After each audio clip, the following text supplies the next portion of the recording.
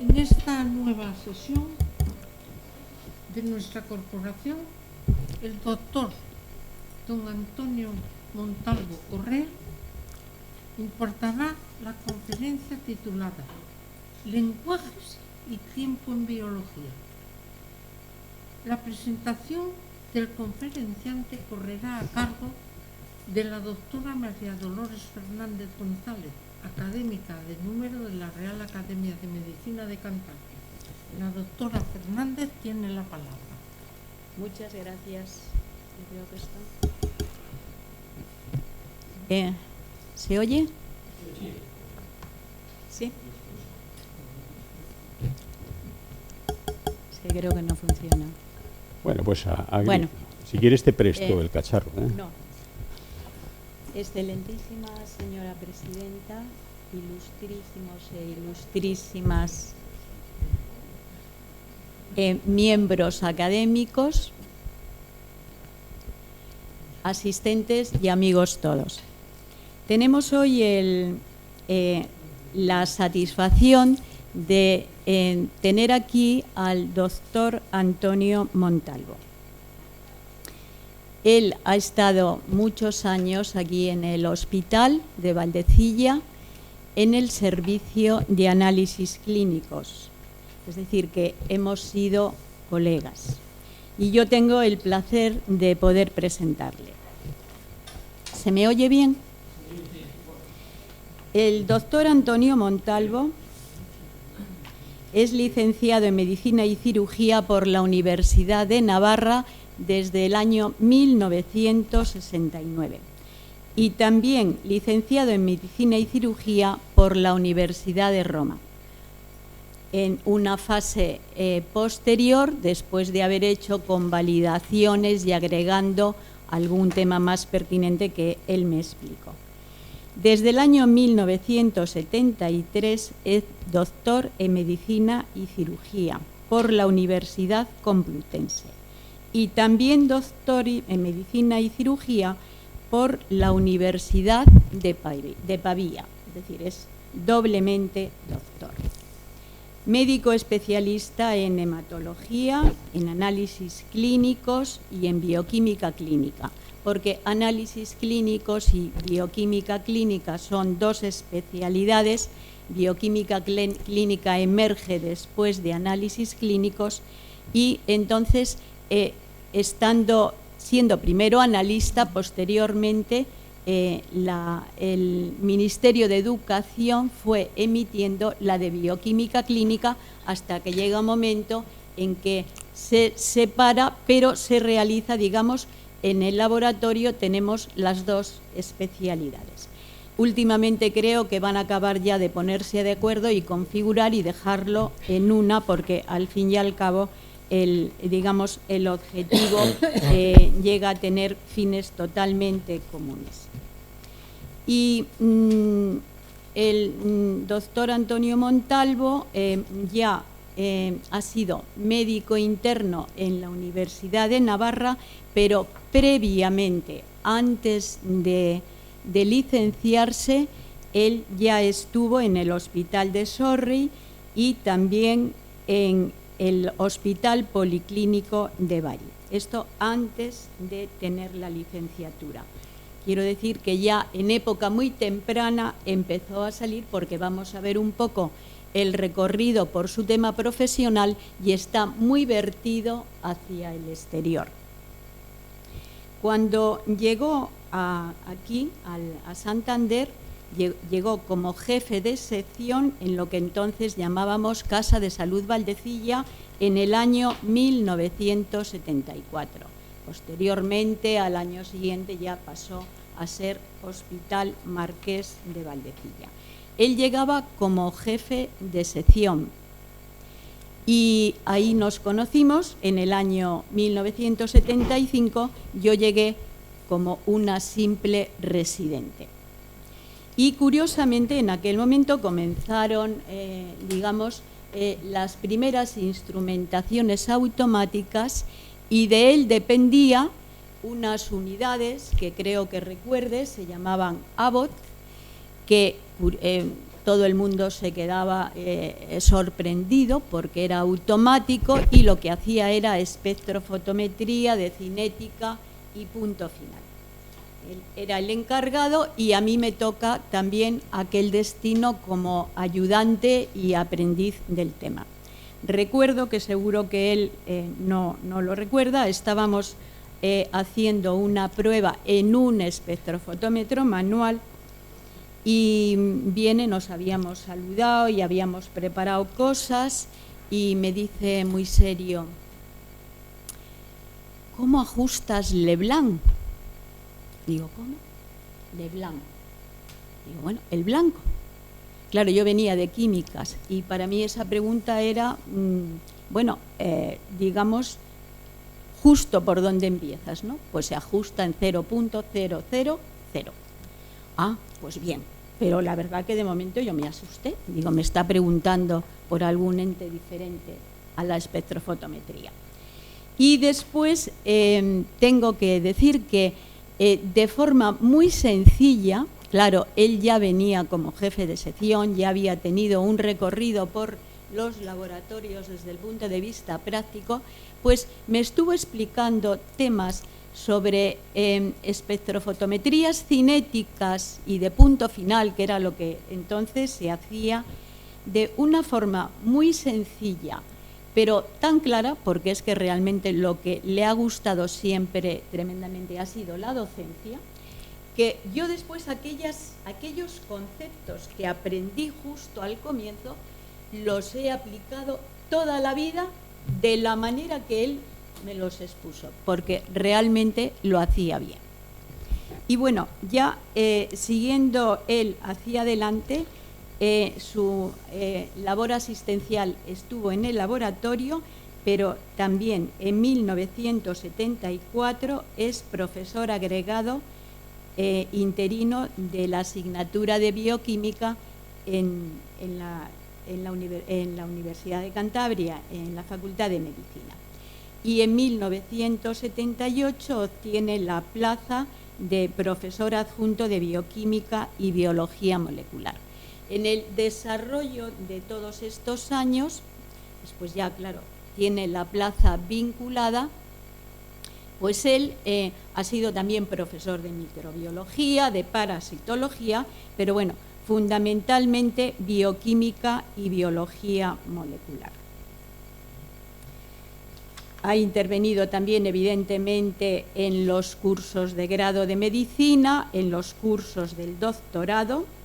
Ha organizado muchos cursos, entre ellos cursos de bioética, organizado cursos también de la Universidad de Cantabria en la época de verano, los que realizan en Laredo, sobre patología mitocondrial, porque tengo que decir que el tema de su tesis doctoral fue biogénesis de mitocondrias y realmente nunca se ha despegado de aquellos comienzos. Su tema central en todo su recorrido ha sido el estudio de las mitocondrias.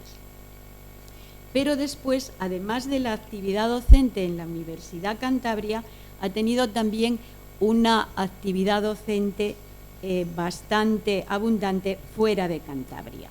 Ha sido visitante asociado en el Instituto Tecnológico de California, en el Consejo Superior de Investigaciones Científicas ha dado cursos de enzimología, cursos en la Organización Europea de Biología Molecular, esto a lo largo de todo su recorrido, en la Federación Europea de Sociedades Bioquímicas de la Universidad de Bari, profesor de bioquímica clínica y biología molecular también en otros años en la Universidad de Bari, profesor de neurobiología en Newcastle y también ha intervenido dentro del proyecto Erasmus en el intercambio de profesores. Con respecto a la actividad investigadora, es la derivada de las estancias que ha tenido en instituciones extranjeras. Y en esto me tengo que referir como importantes, que estuvo como agregado visitante en el Instituto Tecnológico de California, donde también hizo docencia, investigador visitante en el Centro de Bioinformática sobre Genes Mitocondriales en la Universidad de Bari y después consultor de 1996 al año 2000, consultor de patología mitocondrial no neurológica del programa europeo MIT-BASE, que es un programa dedicado a recogida de datos de genes mitocondriales y asociación de ellos con la patología. Este centro, esta unidad de MIT-BASE tiene, digamos, es intereuropea. Intervienen en ellas diferentes instituciones europeas localizadas en la Universidad de Londres, en Italia, en Alemania, digamos, europea fundamentalmente. Y él ha organizado también meeting, es decir, reuniones del MIT-BASE aquí en Santander. Y al mismo tiempo ha sido profesor invitado y speaking de este tipo de reuniones en otros lugares. En cuanto a sus publicaciones, pues son las derivadas de esta actividad investigadora que he comentado, sobre todo en instituciones de estas que he comentado, de California, de Newcastle y de la Universidad de Bari y de Pavía. Los trabajos más importantes, uno de ellos, el que corresponde al Instituto Tecnológico de California, es demostración de la no universalidad del código genético. Y después, otra serie de trabajos realizados sobre estudios de biología celular y molecular en Bari y Roma.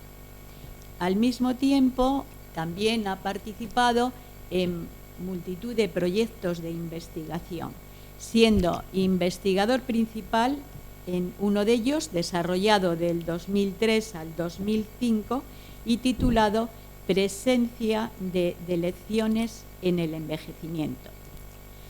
Bueno, pues este es digamos, el esquema de todo su desarrollo profesional. Pertenece es miembro numerario de esta academia, es miembro correspondiente de la Academia, de la Real Academia Nacional de Medicina, y también por elección y por parte de correspondiendo a medicina, pertenece a la Real Academia de Doctores de España. Miembro de multitud de sociedades científicas que no voy a describir, becario también de toda una serie de instituciones. Su proyección hacia afuera ha sido, digamos, bastante acusada y, por ejemplo, pues becario, realmente la que destaca que sea de aquí, española, el Instituto Carlos III. Las demás creo que son extranjeras. Miembro también del Comité de Ética del Hospital Valdecilla y director de actividades culturales de la Universidad de Cantabria. Y esto es muy resumido su recorrido. Muchas gracias. Me voy a colocar casi mejor por allí. Muchísimas gracias, doctora Fernández, Oroli, por el afecto con el que me has presentado, y todo lo que has contado es mucho más fruto de la edad que de otra cosa, sinceramente. Y excelentísima señora presidenta, querida Paquita, perdón, ¿no? y queridos compañeros todos. Para mí es una inmensa satisfacción volver aquí a esta casa, porque sabéis que, bueno, pues afortunadamente pertenezco a los fundadores teóricamente de ella, a aquellos 25 primitivos, y no me he querido nunca despegar. Antes asistía con más frecuencia, pero desde que vivo en Madrid, porque me jubilaron hace 10 años, bueno, pues estoy viviendo en Madrid y aprovecho entonces para asistir a la Real Academia Nacional de Medicina. Siempre, normalmente consta por todas partes, Antonio Montalvo, académico de Cantabria, ¿no? Por lo tanto, es el título que uso allí normalmente y quiero que se nos note allí también, ¿no? Bueno, lo primero que quiero decir también es el tema. Es un tema que puede parecer un poco engorroso. Yo recuerdo, leyendo, que las academias tenían una serie de función de divulgación, de comunicación, tertulias, es decir, un sitio donde se cambiaban ideas, mucho más que donde poder presentar resultados de experimentos y cosas de esas. Bueno, quizás esa sería un poco la línea que he preferido seguir, al igual que, por ejemplo, el primer registro que hay, o la primera comunicación que se hace en la Real Academia de Madrid, la nacional, fue la demostración experimental del consumo de oxígeno en la respiración celular. Es decir, cosas de estas pues, bastante interesantes.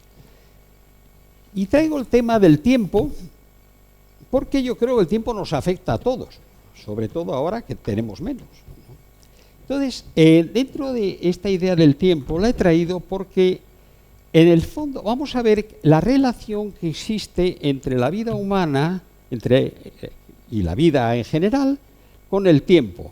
Porque hoy por hoy, en biología, la eficacia de una función va medida en la velocidad en la cual la realiza. Y cuanto menos tiempo la haga, es decir, el enemigo a batir es el tiempo, ¿no? Más eficaz y mejor funcionalidad. Me parece un tema pues, que creo que puede ser interesante. Por otro lado, corro el altísimo riesgo de, siguiendo aquello que venía en un libro de fisiología aplicada, que yo no sé si alguno de vosotros recuerda, que era el Samson Wright, pues a la entrada había una referencia, como empezaba muchas veces los libros con una frase, que decía: hijo mío, por mucho que la ternera quiera mamar, es mucho más lo que la vaca ansía darle. Ponía abajo, Rabino Akiva, siglo V después de Cristo. Y bueno, es cierto, cuando te apasionas con algo, te parece poco en lo que vas a contar. Por lo tanto, corro el alto riesgo de apasionarme demasiado y agotaros. Pero bueno. Por otro lado, es decir, pues todo esto efectivamente transmite pasión también al que lo hace. Y no olvidemos nunca la frase de San Agustín, o la idea de San Agustín, o para los agnósticos, pues de Agustín de Hipona, ¿no? Que tiene dualidad, que decía que buscamos con el afán de encontrar y encontramos con el afán de seguir buscando. Y entonces esto se ha convertido en un vicio. Entonces y cada vez te parece menos y sigues buscando. Y entonces eso es un poco lo que llena esta vida nuestra, en la que curiosamente, cuanto más das, eres más rico. Esto no funciona en los bancos, pero bueno, pero es así. Bueno, vamos a empezar entonces, aunque ponga que yo soy bioquímico, como veis, yo soy médico puro y duro, ¿no? Es decir, solamente he estudiado medicina. Lo que pasa es que me ha pasado un poco lo que le pasó a Frederick Sanger. Frederick Sanger fue a la Universidad de Cambridge a estudiar medicina, y en primero, claro, le cayó bioquímica. Y entonces Baldwin, que era un hombre que era un magnífico bioquímico, logró entusiasmarle tanto que se quedó allí. Y entonces yo decía, pero tú no ibas a ser médico. No, si yo sigo siendo médico. Lo que pasa es que yo hago medicina en vez de practicarla. O sea, yo hago la medicina que usted mañana practicará. Pero realmente estamos haciendo medicina lo mismo en el laboratorio que en el quirófano, con perdón de los cirujanos, ¿no? Bueno, entonces yo quisiera entonces recordar una idea que he intentado mantener siempre, y es que la bioquímica, yo me he acercado a la bioquímica porque todo tiene un lenguaje. Decía Wittgenstein que lo que no se puede decir prácticamente no se puede enseñar. Es decir, no se puede aprender. Entonces, para entender la medicina, para entender la biología, entender la patología, he encontrado que el lenguaje más adecuado ha sido la bioquímica. Y entonces, por lo que intento moverme en este idioma y aprender de él directamente. Entonces, el tema va fundamentalmente, habíamos dicho antes, sobre el tiempo y la relación del tiempo con la biología que he estado encontrando a lo largo de estos años y lecciones que recibí uno de ellos, tanto a nivel biológico, a nivel científico, químico, o también el tiempo tiene una participación enormemente importante también en las humanidades.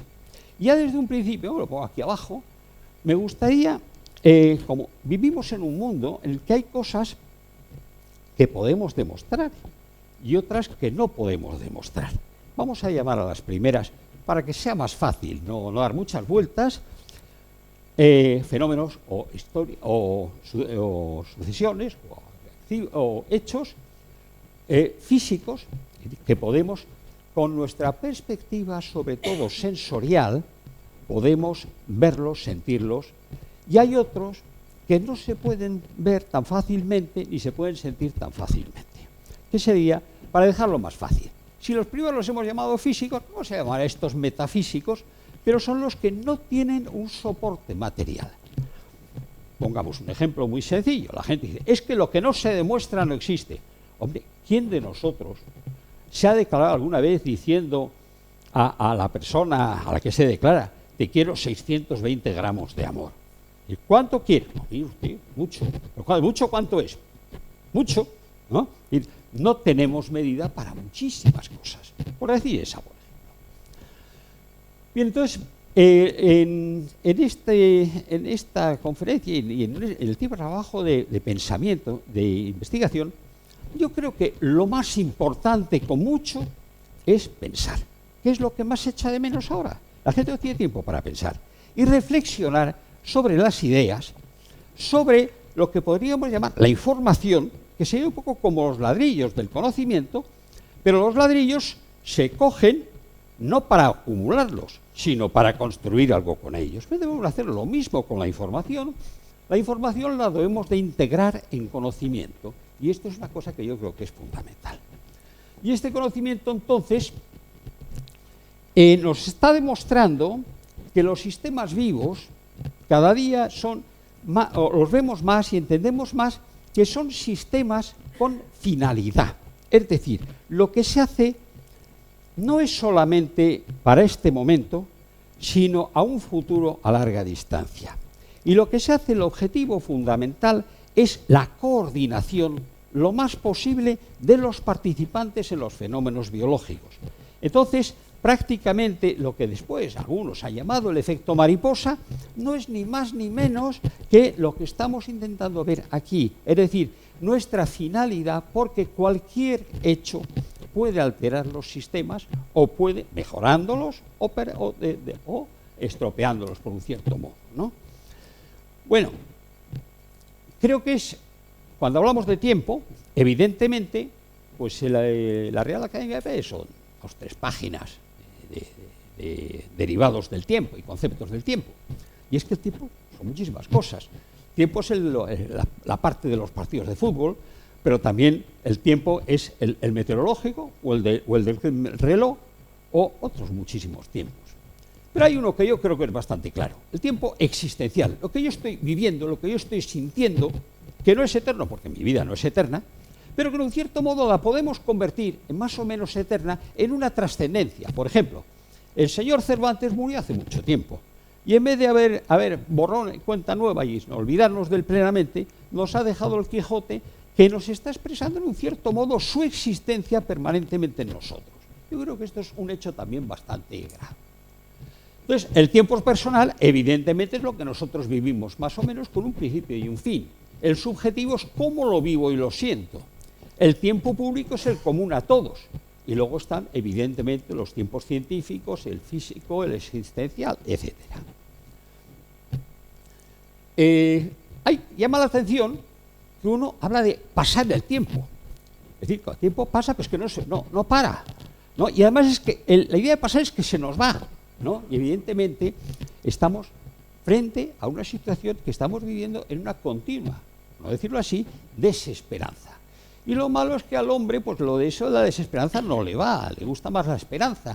Y es un poco el mito clásico de Pandora, que en un cierto modo, cuando todo se ha perdido, cuando todo son desgracias, queda la posibilidad de la esperanza. Entonces la esperanza es lo que en un cierto modo nos permite soñar o pensar que lo que no hemos podido hacer en el tiempo previo en el que hemos vivido, todavía tenemos tiempo para poder hacerlo, o al menos aprovechar lo más posible. Es el tiempo ese predecible, ¿no? Porque evidentemente en filosofía y en todo el tiempo parece ser irreversible. Bueno, ya veremos a ver con las nuevas ciencias informáticas, que a lo mejor nos le dan la vuelta como quieren, pero bueno. Podríamos entonces decir que el tiempo se nos ha convertido en un surgir continuado, en un aparecer continuado. Y prueba de ello es que ya, curiosamente, el tiempo impresiona mucho a todas las culturas desde las más antiguas. Estamos viendo en Mesopotamia, que probablemente lo hagan más con un planteamiento científico, pero los egipcios, como les echan del tiempo en el que están viviendo, quieren permanecer en él como momias y si no, pues con grandes obras de arte que mantengan su permanencia. Y esto lo está pasando con todas las culturas, hasta los griegos, que ya los griegos son más sensatos, son los que crean nuestra psicología, o nuestra filosofía, perdón, mucho más claramente, y entonces dándonos, hasta entonces, los pueblos siempre tenían unos mitos que explicaban lo sobrenatural, y ya los griegos empiezan ya a centrar las cosas de una manera mucho más racional, y no en los dioses, sino en ellos mismos, ¿no? Entonces, ahora, independientemente de los griegos y de todas las culturas, lo que han buscado fundamentalmente es la inmortalidad, y esto creo que es algo que queda bastante claro. Pero a nivel científico, el tiempo es otra cosa, no es lo que se siente. A nivel científico, sobre todo el tiempo físico, ya que se considera uno de los parámetros fundamentales de la física, antes de Galileo y de Newton decíamos antes que era orgánico, subjetivo, mítico, etcétera, pero ya empieza el reloj con estos científicos. Y es prácticamente Galileo el primero que considera el tiempo una magnitud física que se pueda medir. Y entonces el estudio del tiempo en esta primera etapa será fundamentalmente, bueno, pues un tiempo de medir el tiempo. No olvidemos, por ejemplo, el famoso experimento en el vacío de la Torre de Pisa, ¿no? Mide los tiempos de caída de los distintos componentes. Bueno, el tiempo cuenta como un material científico. Por otro lado, tenemos el gran, digamos así, científico del tiempo es Newton. Newton prácticamente ya lo considera un ente, ¿no? Una naturaleza diferente, independiente y abstracta, por supuesto, de lo que hasta ahora se puede. Pero hay una cosa que está clara. El tiempo se vio que tenía un elemento práctico muy importante. Era la medida científica del tiempo. Y era que para la navegación era clave. La navegación de altura, evidentemente. Y entonces esto desarrolló también los estudios del movimiento. Bueno, el movimiento y, por lo tanto, de la navegación. Se habló del tiempo absoluto, del tiempo verdadero, del tiempo matemático, etcétera, pero a la larga el tiempo de Newton arranca lo mismo que decíamos antes en Newton, es decir, un suceder continuo, ¿no? de lapsos. Luego el matemático es matemático en cuanto que lo mide, porque lo mide fundamentalmente en base a una serie de experimentos que hace, ¿no? Y se ha convertido en el tiempo del sentido común universal, el que hoy por hoy consideramos como el tiempo normal, ¿no? Bien, esto, claro, el tiempo Newton lo introduce como, digamos así, elemento de la física en su estudio del universo, y realmente, bueno, pues el universo prácticamente, en el universo de Newton, el tiempo es un elemento absolutamente fundamental. Y entonces es cuando surgen aquellas ideas del Dios como relojero divino y toda esta serie de cosas, que a la larga pues intentan combinar leyes de mecánica, etcétera, pero este tiempo que todo lo abarca, etcétera, etcétera, bien, pues a la larga se divide fundamentalmente en tres partes.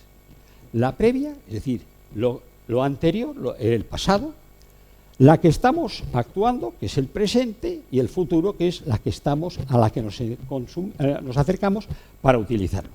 Yo personalmente, como soy un hombre de formación de termodinámica, de química física, pues el presente lo veo mucho más como la interfase entre el pasado y el futuro, porque la duración del presente es una interfase prácticamente inmensurable, porque en el inmediatamente de ser presente el futuro se convierte en pasado. Por lo tanto, a mí me parece que el concepto de presente, bueno, pues es una especie de idea para la que podamos estar y manejar.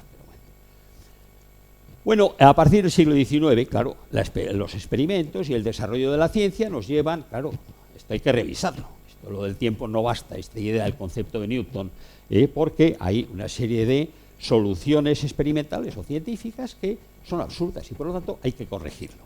Y entonces se produce entonces una especie de choque, de enfrentamiento entre el concepto de Newton y ya la variabilidad de movimientos de partículas y de elementos químicos y físicos que no encaja. Y entonces, al final, pues muchas veces pasa como pasa con muchos experimentos, que se vincula el tiempo al observador final. Ahora, no es lo de antes que decíamos, no es que como yo lo veo es el tiempo, no, como yo estoy midiéndolo o estudiándolo, es como parece ser que se decía. Fue una anécdota brevísima. Durante mucho tiempo, pues se estuvo discutiendo cuántos sodios y cuántos potasios salían de la célula tras la excitación, y las bombas y la TPasa, cuánto sacaba. Y uno decía un valor, otros otro. Y una vez le preguntaba al presidente de la Sociedad Internacional de Bioenergética, le decía, bueno, pero tú, con tu experiencia, ¿cuál te parece a ti que es lo más cierto? O sea, ¿por qué son distintos estos valores? Dice, porque cada uno nos va a contar el que le ha salido a él de resultado en su laboratorio y lo va a defender. Bueno, es un poco lo que nos está pasando todo el día con esta serie de cosas. Bueno, el tiempo realmente decíamos que es relativo, pero ya este tiempo se ha convertido en mi tiempo, en su tiempo, diferentemente en función de un nuevo elemento que es el movimiento. Y este tiempo es que se ha convertido en relativo, es el que nos ha dado pie, un fundamento muy importante para la idea de la relatividad, ¿no? Entonces, aquí no entra solamente el movimiento, no entra solamente el tiempo, sino que entra también la relación del espacio, porque esto hace relativo el movimiento y, por supuesto, el tiempo. Aparte de eso, bueno, pues esto supone que de esta manera el tiempo es algo mucho más flexible. Está el tiempo termodinámico. El tiempo termodinámico, solamente quisiera decir una cosa muy importante. O sea, a la larga, la termodinámica lo que nos viene a decir es que nuestro mundo no es un mundo estable, en equilibrio, sobre todo nuestra biosfera, que es a la que nos vamos a referir hoy.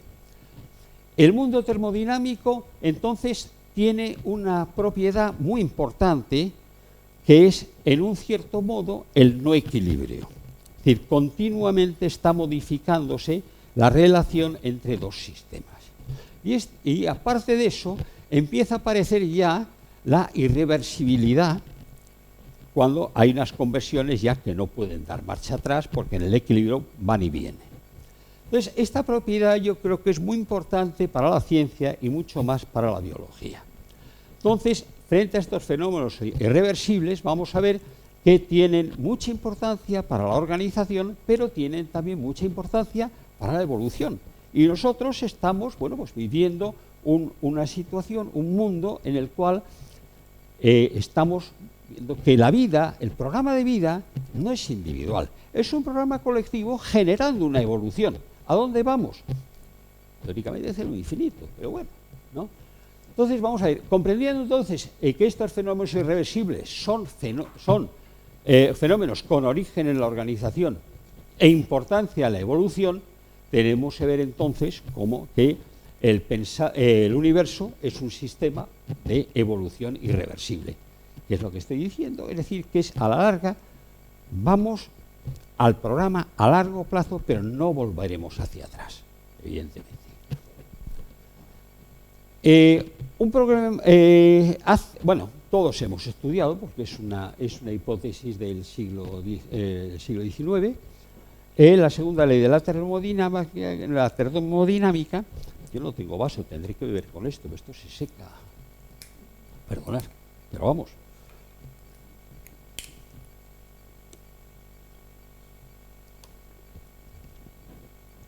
La termodinámica, entonces, desde el siglo XIX, está hablando que sí, pero que al final, la segunda ley viene a decir que todo acaba terminando en el desorden, en el caos, y en lo que podríamos llamar la muerte o la aniquilación. Y eso, pues en principio, pues nos ha llamado mucho la atención, pero a mediados del siglo, ya prácticamente la segunda mitad más adelante, un ruso, después trabajó en Bélgica fundamentalmente, Ilya Prigogine, nos da su idea del tiempo en la termodinámica. Y entonces la idea de Prigogine es que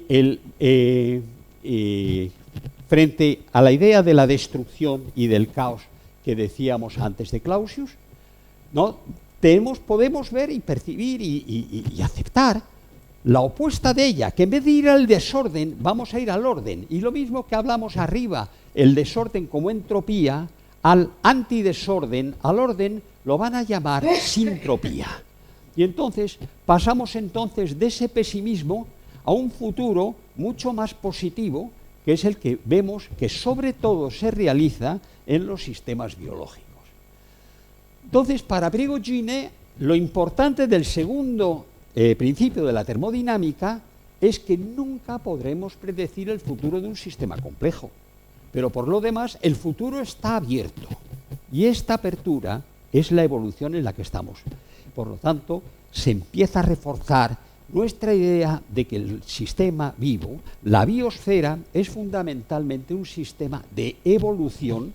Y evolución, desde un principio siempre hemos dicho que la evolución supone dos elementos fundamentales en biología. Primero, la modificación que justifique una dinámica diversa, una mutación, por ejemplo, pero luego después la selección de esa modificación.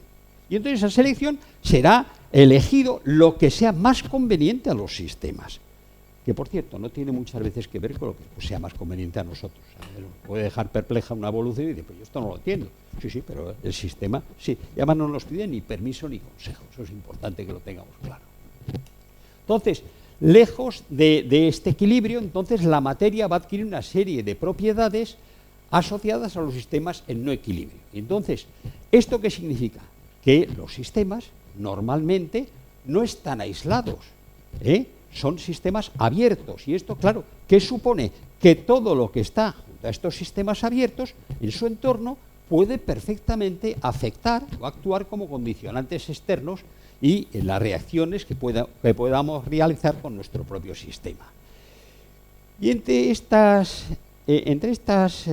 interferencias, por decir así, o propiedades, podríamos hablar entonces de que surge lo que podríamos llamar la estructura disipativa. Y esta se realiza fundamentalmente en condiciones de lejos o de no equilibrio fundamentalmente. Entonces, la conducta de las moléculas, vamos a ver que no sigue un comportamiento de ecuaciones lineales. Vamos a ver que hay muchas propiedades posibles, que hay muchos estados posibles y que son muy distintas las condiciones esas de las estructuras disipativas. Al revés, el sistema de equilibrio, que es del que hemos huido, por decirlo de algún modo, afortunadamente, no tiene y no puede haber tenido historia. Si está parado porque está en equilibrio, no tiene historia, ¿no? Y no puede persistir más en ese estado, porque en ese estado las fluctuaciones son nulas y entonces no lo permite el cambio. Visto entonces la importancia de la termodinámica, pasamos a la biología. Y entonces todo lo que hemos dicho es perfectamente válido para la biología. Y entonces la biología, por supuesto, como es parte de la naturaleza, está sometida a la física y a la química por su estructura molecular también, y a la termodinámica por la físico-química. Por lo tanto, la biología es algo más que materia química, ¿no? Y además surgen nuevas capacidades que yo creo que es muy importante que las tengamos, que podríamos llamarlo entonces la inteligencia metafísica de la biología en este mundo de la física. La biología entonces, al convertirse en una componente viva, adquiere también una nueva dimensión finalista de esa propia vida, y cuando hablo de vida es de conjunto, no de la mía que se acaba cuando me muero, pero vamos. Y entonces el principal objetivo del estudio de la vida del hombre es el gran desarrollo, en esta conferencia lo que buscamos fundamentalmente en el hombre, ¿no? Vemos que hay un gran desarrollo dentro de estos sistemas sintrópicos de la cualidad pensante, ¿no? Y que gracias a nuestra neurobiología, ¿no?, que cada día es más compleja. Entonces, al haber aumentado suficientemente la complejidad de nuestra neurobiología, ha permitido un gran desarrollo cada día mayor de esta cualidad pensante. Y a la larga, bueno, pues el hombre, en un cierto modo, lo estamos viendo prácticamente como uno de los sistemas, posiblemente, si no es el más, al menos de los más evolucionados y más organizados, más sintrópicos. Y al hablar de sintropía, pues hombre, yo creo que deberíamos de hablar también, bueno, esto es prácticamente como ven entonces, si vemos que los huevos se rompen, no podemos repararlos y las tazas se rompen en pedazos, pensamos que evidentemente la fuerza dominante del mundo es la ruptura de cualquier orden, ¿no? Que coincide con eso. Pero esto que antes era básico en física, hoy se ve que no. Y prácticamente esta conclusión deriva un poco de los estudios pues prácticamente en el sistema de la fórmula que llaman de Einstein, pero teóricamente Einstein la saca y la adapta de otras precedentes que hay, ¿no? Y entonces prácticamente se ve que sí, que hay una disipación en esa dinámica que tiende al caos. Y entonces la solución hacia adelante en el tiempo de esto describe entonces la situación de entropía. Pero aparece un personaje que, por cierto, debo decirlo públicamente, mi conocimiento de este personaje se debe a otro personaje que tuvimos en Santander, que era el doctor don Luis Morales. ¿Cuántas veces hemos hablado de Fantapié, ¿no? Bueno, pues Fantapié es un matemático italiano, nacido en 1901, al principio del siglo, que estudió en la Escuela Normale di Pisa, que es la gran universidad científica de Italia, y bueno, coincidió de compañero en la universidad y de compañero en el dormitorio, tenía las dos habitaciones del colegio, con un chico que se llamaba Enrico Fermi, que luego resultó ser un magnífico físico. Bueno, los dos fueron extraordinarios amigos toda la vida y yo creo que se ayudaron mucho el uno al otro porque Fantapié era matemático y Fermi era un magnífico físico. Fantapié nos cita o habla de la sintropía, es decir, la antientropía, como la tendencia de los sistemas hacia el orden, es decir, la definición más sencilla.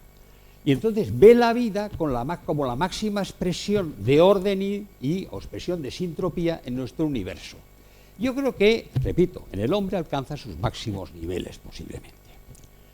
Podemos preguntarnos, ¿y la muerte entonces deja de ser sintropía?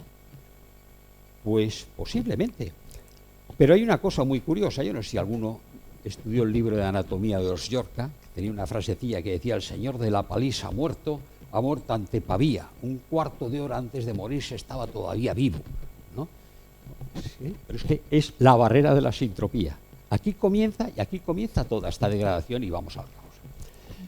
Entonces, en la naturaleza lo que es muy importante entonces es que para que haya sintropía es necesaria la entropía para equilibrarse unas con otras, es decir, el orden y el desorden, porque no podemos generar orden sin un desorden previo que lo convertamos en orden o viceversa. Entonces, por lo tanto, a la larga colaboran, ¿no? Y entonces esta concentración de orden y de materia y tal no puede ser indefinida, y entonces hay una serie de procesos que van convirtiéndose entre ellos uno y otro, pero al final lo que se está buscando es evidentemente por nuestra parte la sintrópica. Y esta interconversión se realiza fundamentalmente gracias a la voluntad de los sistemas, a la larga, o la vocación del sistema finalista, que a la larga es la consecuencia de la evolución fundamentalmente. Decíamos antes que Luigi Fantapié es el gran padre de esta idea de la sintropía, que la presenta en la Academia de Italia como la teoría unificada del mundo físico y biológico en el año 42, y comentaba que poco antes de la Navidad, en conversaciones con dos colegas, uno físico y un biólogo, vio de repente este panorama que cambia radicalmente la visión de la ciencia y del universo que había heredado de sus maestros.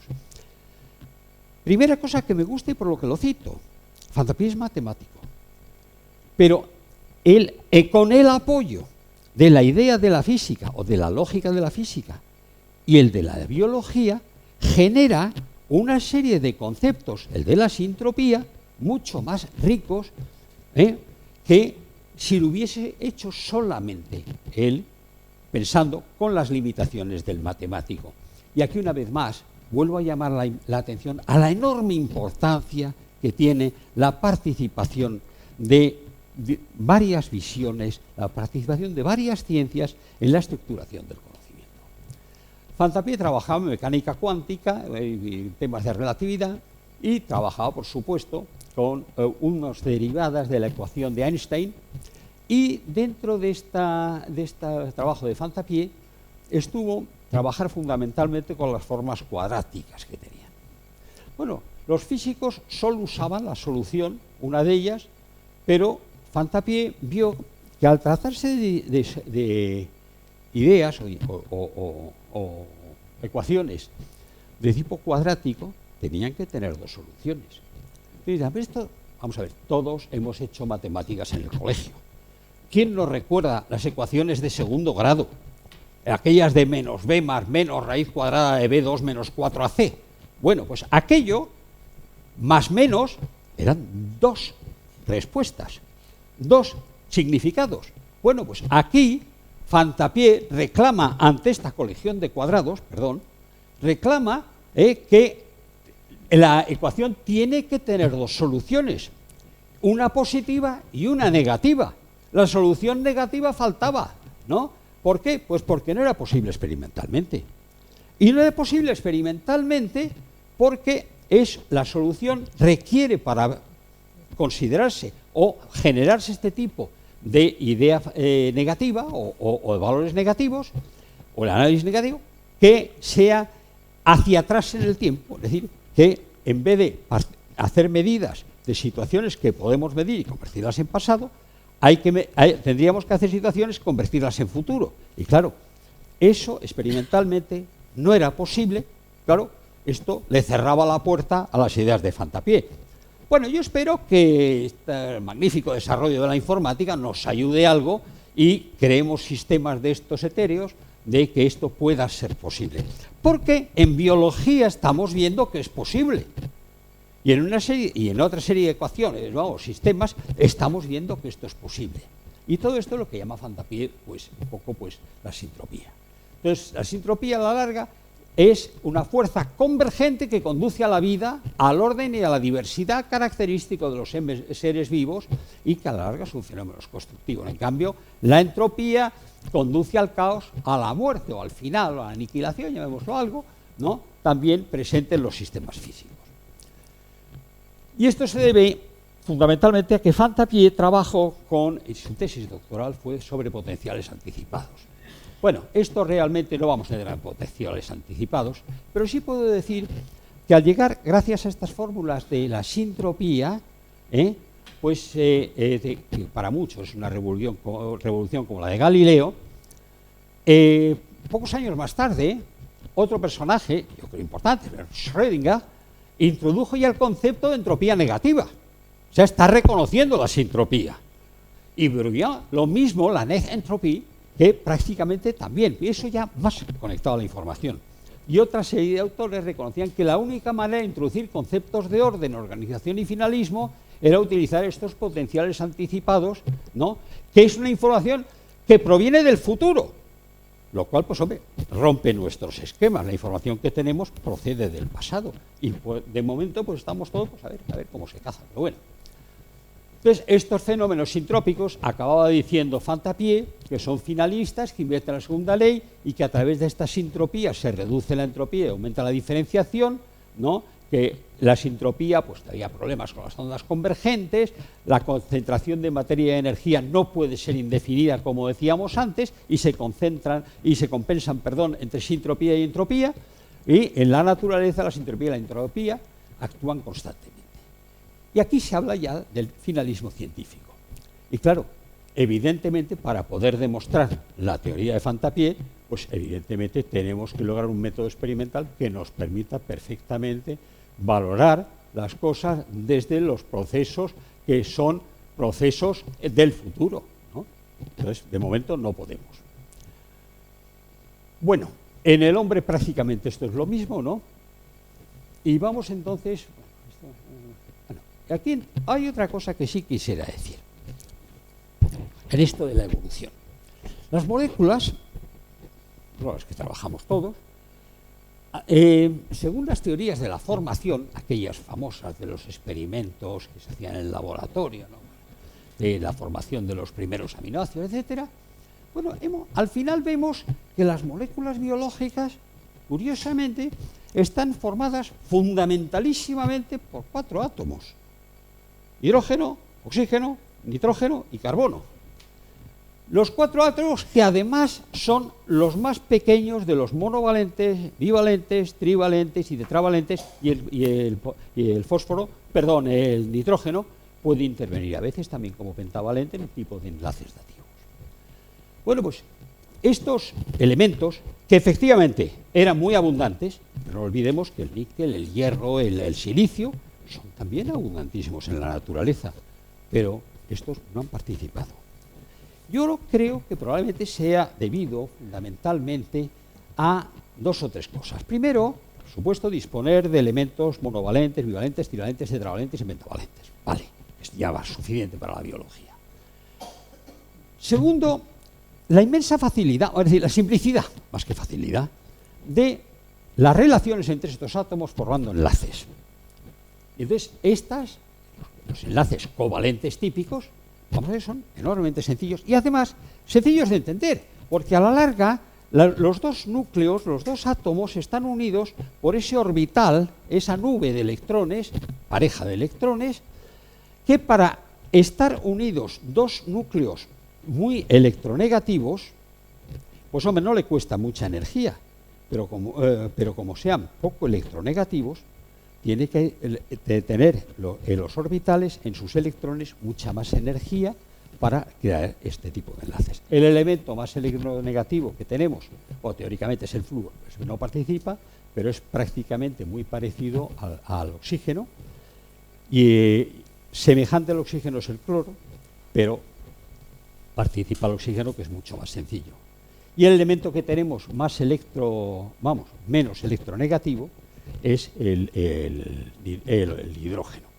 Por eso, los enlaces con hidrógeno de carbono con hidrógeno, por ejemplo, tiene mucha más energía que los de un carbono con hidrógeno y mucho más que con oxígeno. Entonces, la diferencia de la energía de los electrones en los orbitales entre carbono y oxígeno, entre carbono y hidrógeno, a pasar a carbono-oxígeno, como los primeros tenían mucha más energía potencial en el enlace, esta va a ir a formar los nuevos enlaces con mucha menos necesidad o demanda de energía y se libera energía. ¿Y esa energía dónde va? Esa energía la sacamos en la cadena respiratoria mitocondrial para generar el ATP en nuestra membrana interna, en la parte interna de la célula. Por lo tanto, queda bastante claro cuando hablamos de que el metabolismo genera energía. ¿Por qué? Porque está aprovechando la energía de los enlaces más reducidos y llevándolos a enlaces más oxidados. El aceptor final de todos los hidrógenos de la cadena respiratoria es el oxígeno, que es el que los coge, digámoslo así, a menos precio, ¿no? Y entonces toda esa diferencia es la que nosotros aprovechamos y es la base de la energía de nuestros sistemas vivos. Bueno, esto es prácticamente lo que contábamos. Bueno, aquí entonces surge otra serie de aspectos que yo creo que es importante también citar. Nos damos cuenta que además las nuevas propiedades que aparecen son absolutamente nuevas, es decir, distintas a las moléculas de oxígeno o de hidrógeno y tal. En estas moléculas híbridas de hidrógeno, oxígeno, por ejemplo, como es el agua, que es una molécula fascinante, y ahora sí nos damos cuenta que la densidad es tan enorme que 1 litro de agua es una solución 55 molar. Que ya está bien, ¿no? Bueno, pues este tipo de uniones también, claro, al tratarse de 2 átomos con afinidades distintas para electrones, para electronegatividades distintas, vamos a ver que, claro, los enlaces, ¿no?, los orbitales de enlace no son simétricos y generan lo que llamamos las polarizaciones de carga en los distintos. Entonces, aquí nos empiezan a aparecer ya los sistemas, una nueva componente que son las cargas, los iones o las ionizaciones de los sistemas. Entonces, entre estos iones, bueno, y estas moléculas se van realizando una serie de asociaciones porque hay un coloquio, hay, por decirlo así, una comunicación entre unos y otros. Y estas comunicaciones es una nueva forma que tenemos de sintropía, porque estas comunicaciones van adquiriendo, digámoslo así, información de una y de otra, y van respondiendo a una y a otra, y cada vez lo que se está buscando fundamentalmente con esta serie de asociaciones es nuevas funciones. Por ejemplo, podemos obtener más orden, acortar el tiempo, pues por ejemplo al facilitar las relaciones con ciertas propiedades, por ejemplo mediante la catálisis, los primeros sistemas catalíticos, o por ejemplo los isoenzimas pues realizan la misma función a distintas velocidades, o no digo nada si lo asociamos a las quinasas, los sistemas que dan energía, y estos te empujan cualquier reacción hacia adelante con el ATP. Todo este éxito realmente nos está modificando hacia un desarrollo, hacia una evolución positiva a todos nuestros sistemas biológicos. ¿Hay nuevas alternativas? Sí. Es decir, entonces, gracias a esta comunicación, vamos a ver que los saltos evolutivos se forman en la biosfera normalmente de una manera mucho más eficaz y, por supuesto, mucho menos tiempo. Y además, yo creo que es apasionante ver que esta primitiva comunicación entre moléculas nos ha llevado a una comunicación más intensa entre ellas, y entonces aquí les presento, yo creo que una idea que creo que puede ser muy interesante, o puede ser una sola tontería, pero bueno, todo no es, la ciencia es eso. No olvidemos el consejo que me daba Francis Crick, el del DNA, que decía, lo que algunos creían ayer y creemos hoy otros, mañana solo lo creerán los chiflados. Por lo tanto, yo pues uno de los chiflados de la cola. Pero vamos a ver entonces, no solamente se ha establecido lenguajes de comunicación, sino además surge para mí una nueva forma de energía, que es la energía de la memoria. Y entonces vamos a ver que al desarrollarse todo esto, bueno, pues se establecen estos lenguajes moleculares. Entre las bases, por ejemplo, de los ácidos nucleicos empiezan a dialogar y encuentran que según su ordenamiento no solamente pueden comunicarse y reaccionar, sino que además están generando una información disponible en breve tiempo. De esta manera, entonces, estos lenguajes, aunque parezcan muy primitivos, lo que son es sencillos, porque el DNA maneja normalmente solo cuatro letras, realmente estamos alcanzando unas metas absolutamente extraordinarias. Y entonces, esta nueva forma de energía para mí es la memoria genética, por ejemplo.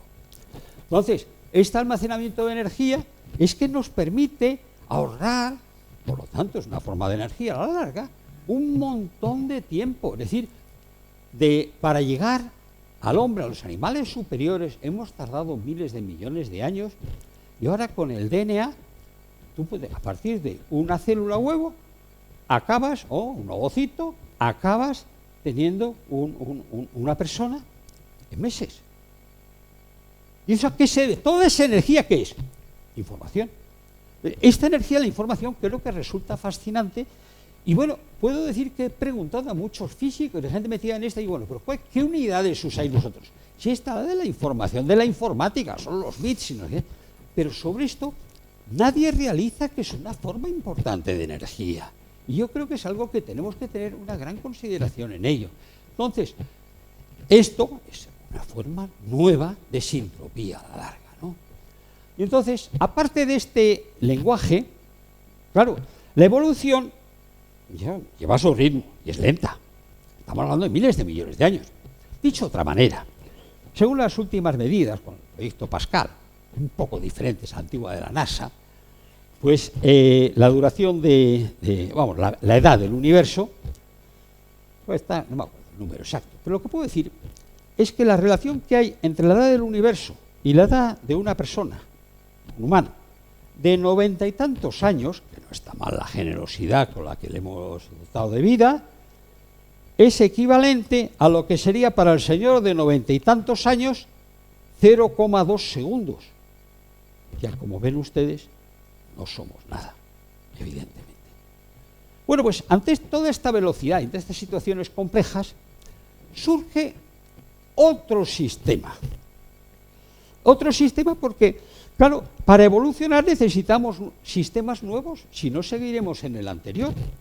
Y entonces en esta evolución, para lograr una nueva forma de orden, encontramos que empieza a surgir en ese sistema extraordinario que es el cerebro humano la posibilidad de generar lenguajes. También existen lenguajes en los animales y la etología nos da prueba de ello, pero el desarrollo que tiene el humano parece ser que no es parecido, ¿no? Entonces, estos potenciales del hombre nos llevan a nuevas formas de orden. Y entonces, como el cuerpo al humano se le ha quedado pequeño para todo su programa de trabajo y de desarrollo y de sintropía, pues a la larga ha decidido trabajar metafísicamente.